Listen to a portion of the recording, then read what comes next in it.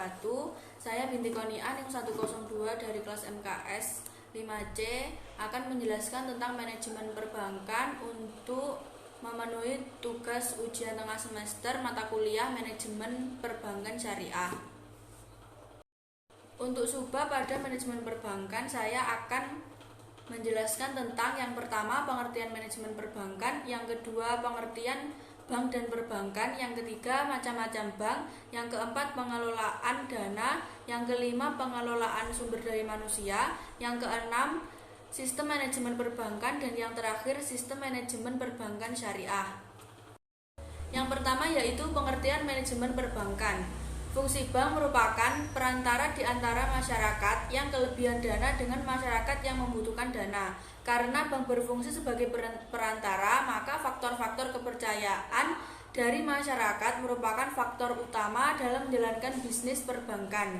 Manajemen bank dihadapkan pada berbagai upaya untuk menjaga kepercayaan masyarakat. Dalam hal ini yang dimaksud nasabahnya. Mengemas produk perbankan tidak hanya terhadap produknya saja, akan tetapi juga terhadap akurasi, administrasi, dan kesanggupan serta kecakapan para SDM bank tersebut untuk menjualnya. Ada 3 kelompok jasa bank yang perlu dikelola, yaitu yang pertama funding, mengumpulkan, yang kedua lending, menyalurkan dana atau kredit, dan yang terakhir service, jasa bank lainnya. Ketiga kelompok jasa dikelola secara bersamaan karena kelompok yang satu berkaitan dengan kelompok yang lain. Bila tidak dikelola dengan profesional akan mengakibatkan kerugian bagi bank. Manajemen perbankan adalah bagaimana mengelola ketiga kelompok jasa dimaksud secara profesional dan simultan sehingga menghasilkan laba optimal. Sehingga dapat ditarik kesimpulan bahwa manajemen perbankan adalah segala bentuk kegiatan berupa perencanaan, pengorganisasian, pelaksanaan maupun evaluasi dalam aktivitas perbankan. Selanjutnya yaitu pengertian bank dan perbankan. Menurut Undang-Undang Nomor 21 Tahun 2008, bank adalah badan usaha yang menghimpun dana dari masyarakat dalam bentuk simpanan dan menyalurkannya dalam bentuk kredit dan atau bentuk lainnya dalam rangka meningkatkan taraf hidup rakyat. Sedangkan perbankan adalah segala sesuatu yang menyangkut tentang bank, baik terkait kelembagaan, kegiatan usaha, serta cara dan proses dalam melaksanakan kegiatan usahanya.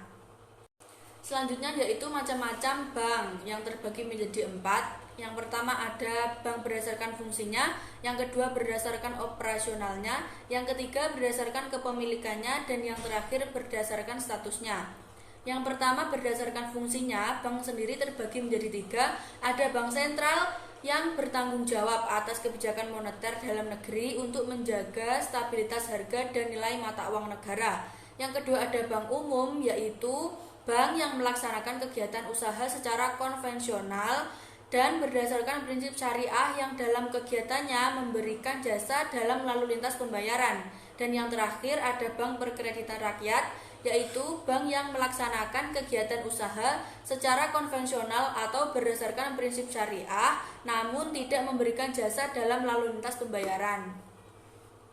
Selanjutnya yaitu bank berdasarkan kepemilikannya terbagi menjadi 4. Yang pertama bank pemerintah, yaitu bank yang seluruh atau sebagian besar kepemilikannya dimiliki pemerintah dan biasanya disebut sebagai bank BUMN.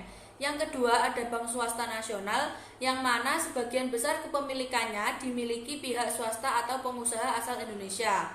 Yang ketiga ada bank asing, yaitu bank yang kepemilikannya dipegang oleh pihak asing dan memiliki cabang pada suatu negara di luar negara asalnya.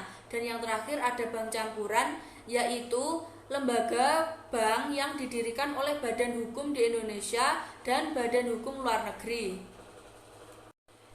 Selanjutnya bank berdasarkan statusnya terbagi menjadi 2.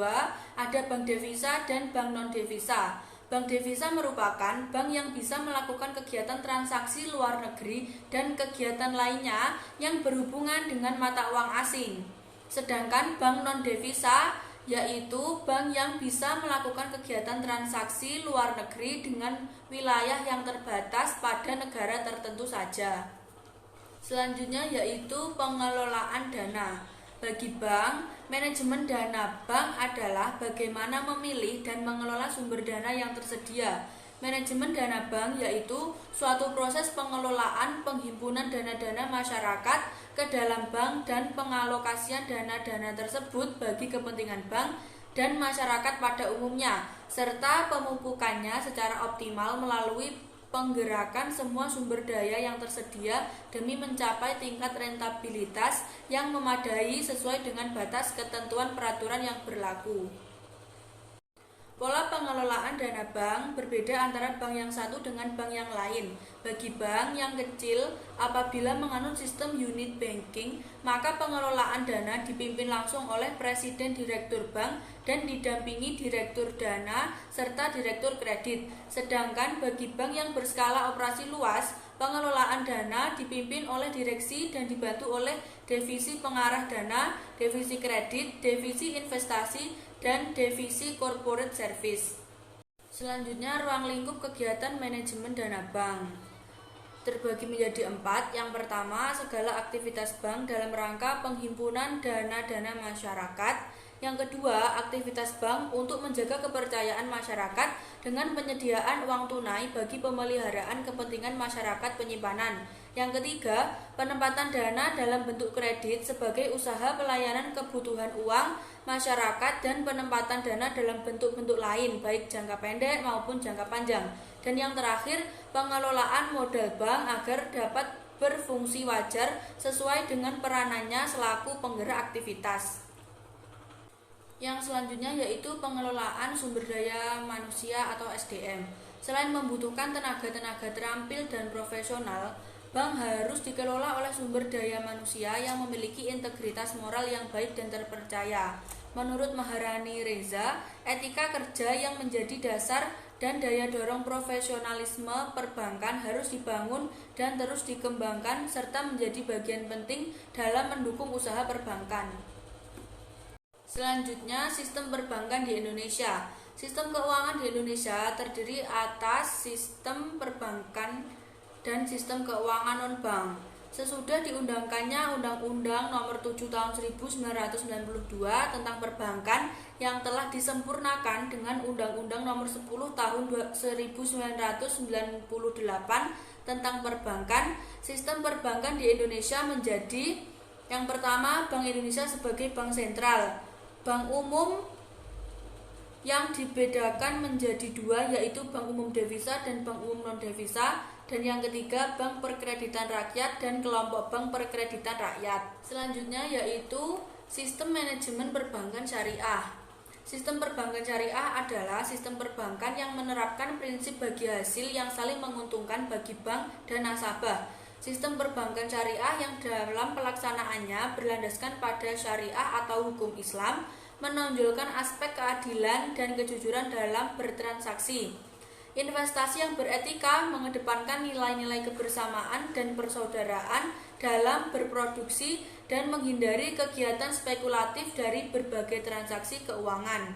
Lebih jauh lagi, kemanfaatannya akan dinikmati tidak hanya oleh umat Islam saja, tetapi dapat membawa kesejahteraan semua kalangan masyarakat.